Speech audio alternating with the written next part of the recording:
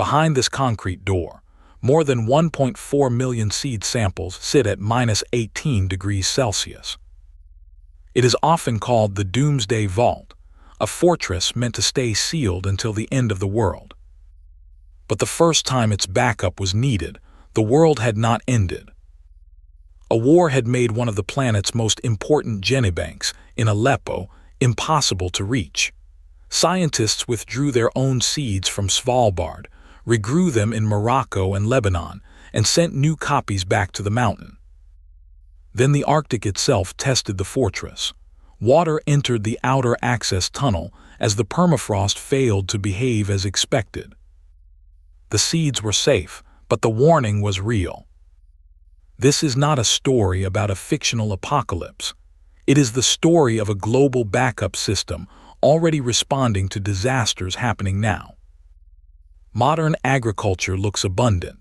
Supermarkets carry fruit in winter, hundreds of cereal products, and vegetables shipped across continents. But much of that abundance rests on a narrower biological foundation than it appears. Every variety of wheat, rice, bean, or barley carries a different genetic history. One may tolerate drought. Another may survive a local disease. A third may thrive in salty soil or mature before an early frost. These differences are raw material for breeders trying to keep crops productive as climates, pests, and diets change. The safest place for that diversity is not one vault. It is a network. Around the world, genebanks conserve living collections. They test germination, multiply aging seed, document traits, and provide material to researchers and breeders. But active collections are vulnerable. A failed freezer, a funding crisis, a flood, a fire, or a war can erase work that took generations to build. Svalbard is a backup of those backups. It does not replace genebanks. It cannot regenerate seed, study it, or hand it directly to farmers. Its job is narrower and for that reason powerful. Keep sealed duplicates cold, dry, and untouched until the institution that deposited them needs them back. The entrance lies outside Longyearbyen, far above the Arctic Circle. From the road, the entire facility seems to be a small concrete wedge emerging from a mountain. Almost everything important is hidden behind it. The storage complex is blasted roughly 130 meters into Plateauberget and sits about 130 meters above sea level. Its location was chosen for remoteness, geological stability, low humidity, and the natural cold of the permafrost. Inside, artificial refrigeration keeps the active chamber at -18 degrees Celsius, the international standard for long-term seed storage. The mountain is not the cooling system, but it provides a second layer of protection. If power were interrupted, the frozen rock would slow the rise in temperature. There are 3 storage halls. Together, they can hold 4.5 million seed samples. Only the capacity is global, the ownership is not. Every package remains the property of the depositor. Boxes arrive sealed. Staff register and place them on the shelves, but the material is stored under black box conditions. No other country, company, or researcher can claim it. Only the institution that deposited a sample can request its return. That legal design matters as much as the concrete. The vault works because countries and institutions trust that using it does not mean surrendering control. The idea grew from decades of concern about disappearing crop diversity. Nordic countries had already stored backup seed in an abandoned Svalbard mine in the 1980s. But a truly global facility required something larger: international agreements, long-term funding, and a system that genebanks everywhere could trust. The Norwegian government financed and owns the modern vault. NordGen, the Nordic Genetic Resource Center, manages deposits and the public database. The Crop Trust supports the wider conservation system and helps institutions prepare and ship safety duplicates. Statsbygg maintains the physical installation.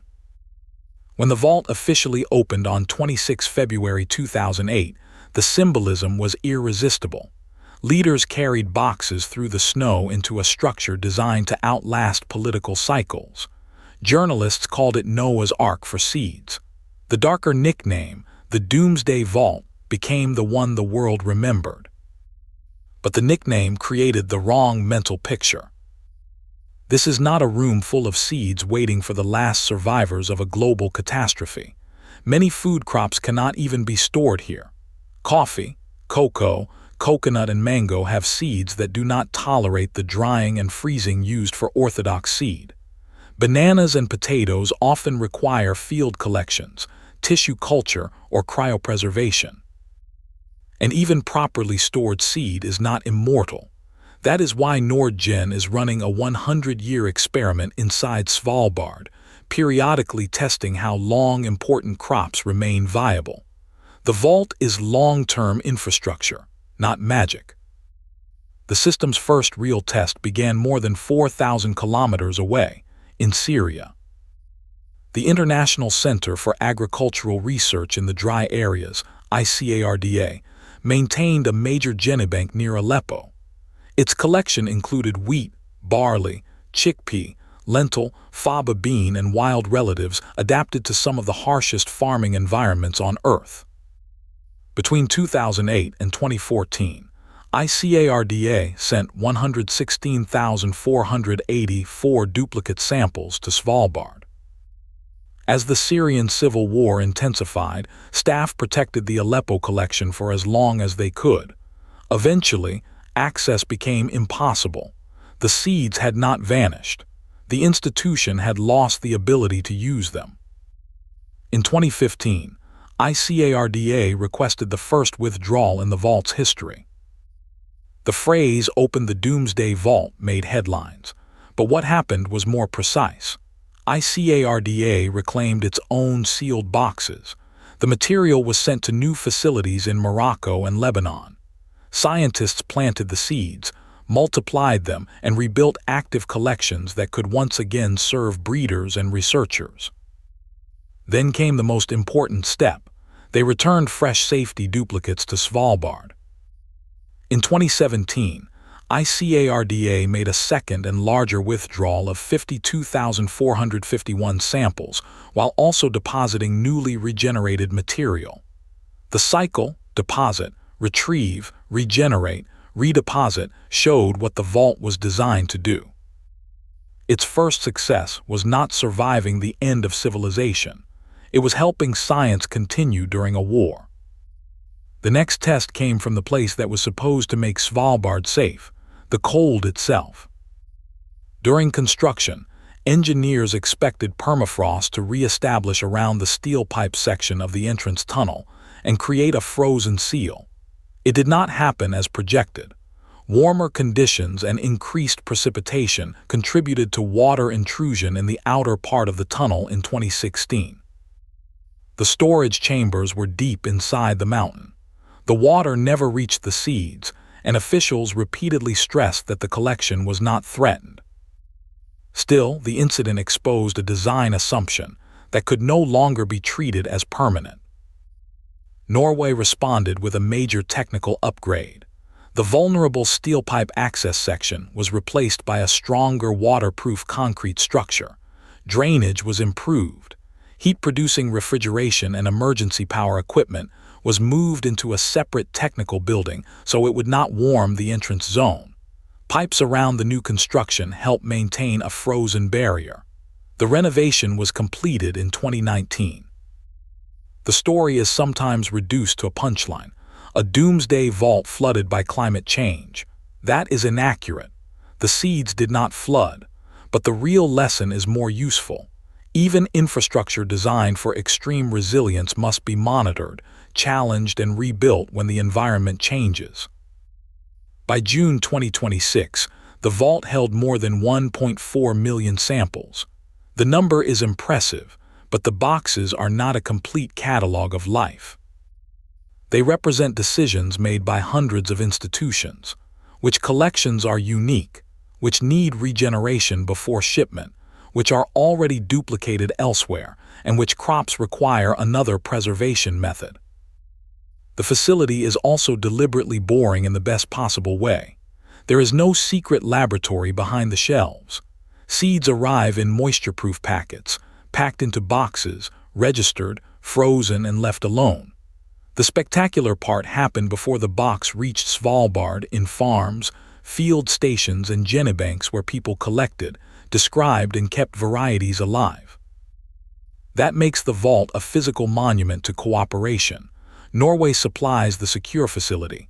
Norgen runs the operation. The Crop Trust helps support a global system. Genebanks retain ownership. Scientists regenerate aging material. Farmers and plant breeders eventually turn diversity into crops that can survive new threats. Remove any one layer, and the mountain becomes less useful. Imagine a disease that attacks the dominant variety of a staple crop. The answer may not be stored in a computer model or invented from nothing. It may exist in an old landrace that yields less in normal years, but carries resistance developed across centuries. That possibility is why genetic diversity matters. The vault protects options. But it cannot protect the political will to fund genebanks. It cannot preserve farming knowledge. It cannot stop habitat loss or guarantee that a useful trait will be discovered in time. It cannot replace living cultivation with frozen packets. And in a true global collapse, access would be the least cinematic part of the problem. Depositors would need functioning institutions, transport, land, trained staff, and several growing seasons to multiply small seed samples into meaningful quantities. Svalbard is not a reset button. It is insurance, and insurance only works when the rest of the system survives well enough to make a claim. The most important room in the vault may be the one that stays almost empty, future shelf space. It represents crop varieties not yet secured, institutions still rebuilding their collections, and genetic traits whose value will only become clear when the world changes. The concrete entrance makes Svalbard look like a fortress against the future. Its real purpose is more humble. It buys time. Time after a freezer fails, time after a flood, time after funding disappears, time after war forces scientists away from a collection, time to regrow what would otherwise be lost. The Doomsday Vault was already used, not because the world ended, but because for one genebank, one part of the world became unreachable. That is why the seeds are there. If you want more documentaries about the systems quietly shaping humanity's future, subscribe to Chronos AI. The next story may already be deciding what survives.